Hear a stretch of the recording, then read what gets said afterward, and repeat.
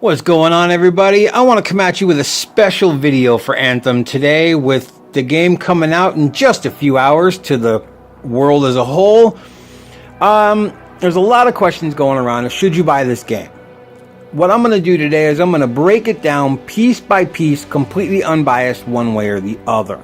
I'm simply going to state facts and be honest, and you can make an informed decision on your own. Here we go. Okay, let's preface this video with what the game is.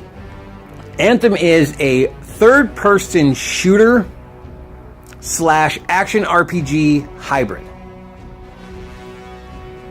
It is an RPG first and a shooter second.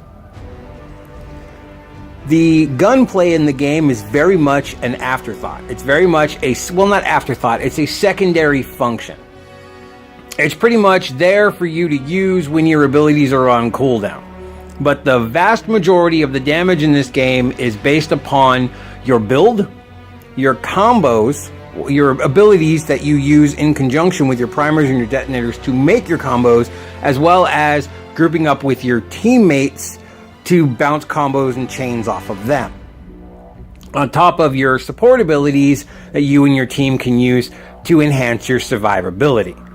So basically, if you're looking for a game that's like Destiny or like Warframe, Anthem is not the game for you. You're not going to like it, probably.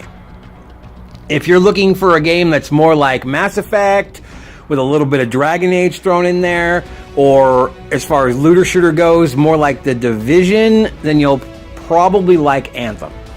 But if you go into the game with the forethought that this is an RPG, not a shooter, you'll have a much better time with it. If you go into the game thinking it's a shooter and you just try to shoot everything and then use your abilities upon occasion, you're not going to succeed. You're going to fail, and you're going to think the game sucks and you can't do any damage and blah, blah, blah, blah, blah, blah, blah, because you're looking at it from the wrong angle. So with that said, let's do a thorough breakdown of this section by section. Let's start with combat. The game is pretty much Mass Effect / The Division style third-person shooter mechanics, minus the sticky cover system, obviously. It uses an expanded version of Mass Effect's combo system. It then has Dragon Age style action RPG mechanics blended seamlessly into these shooter mechanics, which has never really been done before, which is pretty awesome and unique in its own right. They then add their own uniqueness to the mix with the flight, hovering, fast-paced maneuverability system, dodge, etc. Not to mention the verticality of the map and the freedom to be able to fly up onto a high ledge and snipe, or dash around the enemy to flank them. And you work together with your team to chain abilities for survival, as well as devastating combos. At higher difficulties, especially Grandmaster 2 and Grandmaster 3, you will not succeed in this game if you rush in guns blazing. They will decimate you mercilessly. You need to think strategic, tactically. You have to use your tactics, and you have to plan ahead and coordinate with your team to know exactly who's going to do what and when. You got a big enemy, everybody needs to go together, flank the enemy, and burn it down as fast as possible, and then move on. If there's multiple objectives, you guys need to assess what needs to be done first, prioritize, and then split up if needed. Break down into teams, etc. And use your abilities and your combos effectively. That's the key to succeeding in this game. Moving on to the abilities, you'll notice that they're quite unique to this game, but some of them do have a familiar feel to them, and people who have played past BioWare games will definitely recognize that. Some of these, for example, are the Interceptor's Spark Dash, which is very reminiscent of the Vanguard charge from Mass Effect. The Colossus's Melee feels a lot like the Vanguard Nova from Mass Effect. Storm has a couple of different lightning abilities, one of which feels just like Overload from Mass Effect and the Chain Lightning from Dragon Age. Colossus has a flame wall that's pretty much the same as the Dragon Age flame wall. So you'll see a lot, and there's a few others too. I don't need to break them all down, but there are a couple of unique ones, and each javelin plays differently. They're vastly different from each other. You've got your elemental attacks, you've got your poison, you've got your fire, ice, and lightning. Each one does something completely different. Acid is a debuff that breaks down their defenses. You've got ice, which essentially freezes them in place and does 25% additional damage to enemy shields. You have electricity, which is a stun, essentially, that bounces from enemy to enemy and can do up to 50% additional damage to enemy shields. And then, of course, you have fire, which acts as a dot, and it's pretty obvious what that does. Next up, we have gear/loot. It's very reminiscent of the Division's loot style, with its varying degrees of rarity. It also has a little bit of a Diablo 3 feel to it. It has 6 degrees of rarity, to be specific. The javelins themselves each have 3 gear slots, 2 weapon slots, and 6 component slots that, of course, unlock as you level up. So you equip your 3 of your gear, your 3 slots, which are your 2 main attack abilities, and then your 3rd support.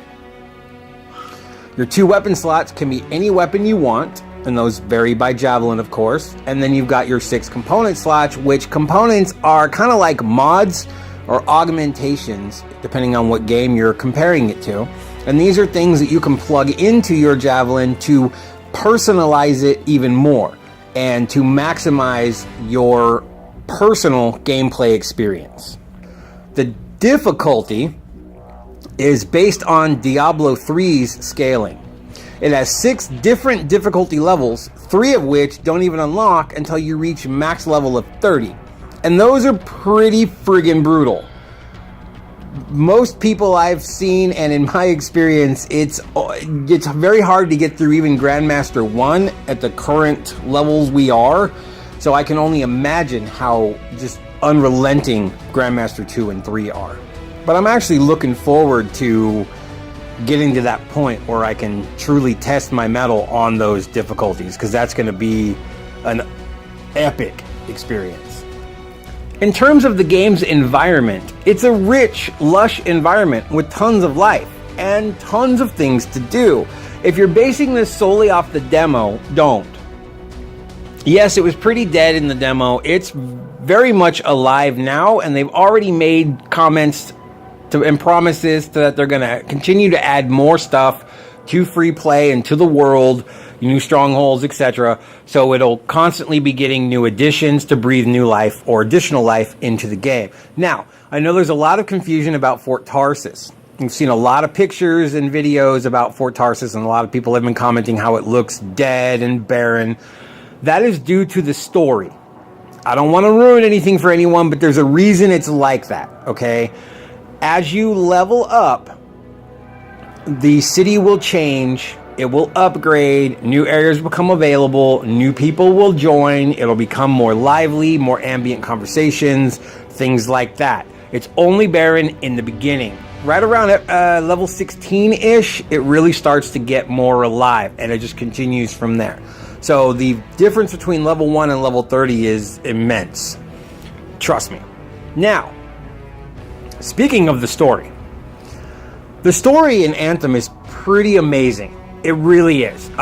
It's probably the best story in a game of this genre to date. Hands down. There's no contest. As far as the looter shooter genre goes, it's amazing. Yeah, okay, it's not up there with RPGs like your Mass Effect trilogy and your Dragon Age games and your, Witcher 3, but as far as a looter shooter genre is concerned, the story is amazing. And they've already again said that they're going to be expanding the story on a regular basis and for free, I might add.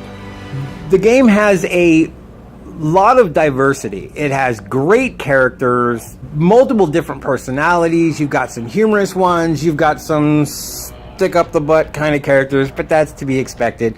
And some of those change as you bond with them. Even though the game doesn't have a romance system like typical BioWare games, it does have a bonding system, so to speak, where the more you interact with the same people and based upon the dialogue decisions you pick, you can actually form bonds with them, friendships, etc. And they, of course, change over time depending on your decisions. The game has a lot of, aside from its characters, it has a lot of unique environments. And it has dynamic missions. And what that means is the missions change. They randomize every time you do them. So if you're doing a world event or a legendary contract or a legendary mission, well, maybe not legendary missions, but I digress. So a legendary contract, what you do is you take the contract and let's say it's set up into 3 stages. Okay? So stage 1 is one thing. Stage 2 is another thing. Okay, so on and so forth. But then you do that exact same contract again, even immediately following it or the next day, and step 1 may be the same, but 2 and 3 are completely different. Or step 1 is different, 2 is the same, and 3 is different. For example, the overall goal is the same. If it's like, stop this guy, then it's always going to be stop this guy. But the path from point A to point B can change. So it adds a little freshness to the game, so it doesn't get stale doing literally the same thing over and over and over again. Now, it's important to note that strongholds do this as well. Not the what to do, but the placement of certain enemies. Like turrets will appear in different locations, groups of enemies will appear in different locations, things like that. So it makes it almost, not impossible, but it makes it a lot harder to just automatically go in blindly and know that you're where everything's going to be. So it makes you have to strategize a little bit more. You have to actually scout to okay, the turrets are here on the left now. Okay, they were on the right last time, so now we got to change up our tactics a little bit, switch sides or whatever the case is. So that's cool. That adds a whole nother level of refreshing uniqueness to the game that most games these days do not do. Which brings me to the gameplay. It's extremely unique. It feels very new and very refreshing. In the time I played both demos and the early release, and I have had no boredom whatsoever. Some frustration, sure, because, glitches and whatnot, but that's not really the game's fault. That's issues with the server or issues on the company's end or issues with whatever. But I'm only talking about the game itself, not bugs and stuff that can be fixed. The game itself, as it currently stands, is amazing. Now, it's my opinion.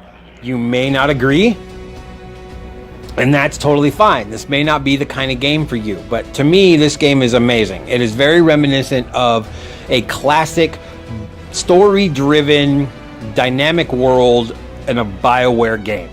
This is very much classic BioWare. And to me, as a hardcore, long-time fan, that makes my inner nerd a little giddy. Actually, a lot giddy. Who the hell am I kidding?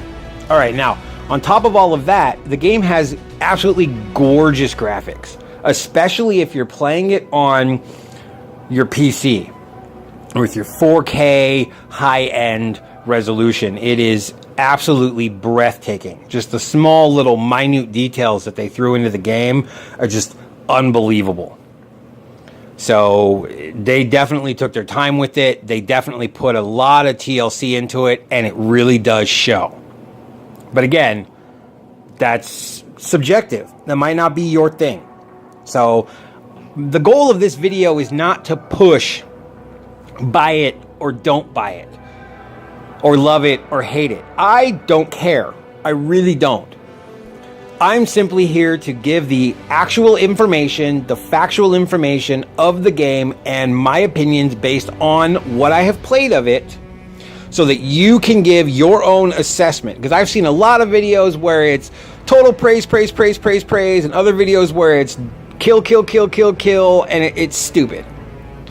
You like it, buy it. You don't like it, don't buy it. If you're a fan of Mass Effect games, The Division, games like that, you will probably love this game. If you like RPGs that you can go out and explore and quest and hunt down the collectibles and search all the nook and crannies and find all the hidden Easter eggs and stuff like that, then this game is probably for you. You really have to be a hardcore RPG fan at heart to really enjoy everything this game has to offer. Again, my opinion, subjective, but it is what it is. Anyway, that's it for me today. Like and subscribe, definitely share, hit that bell so you know when new content is going up. Game is going live in about just under 12 hours, people, so yippee. I will see you guys all later. Thank you for watching, and I'll catch you next time on the journey through Anthem.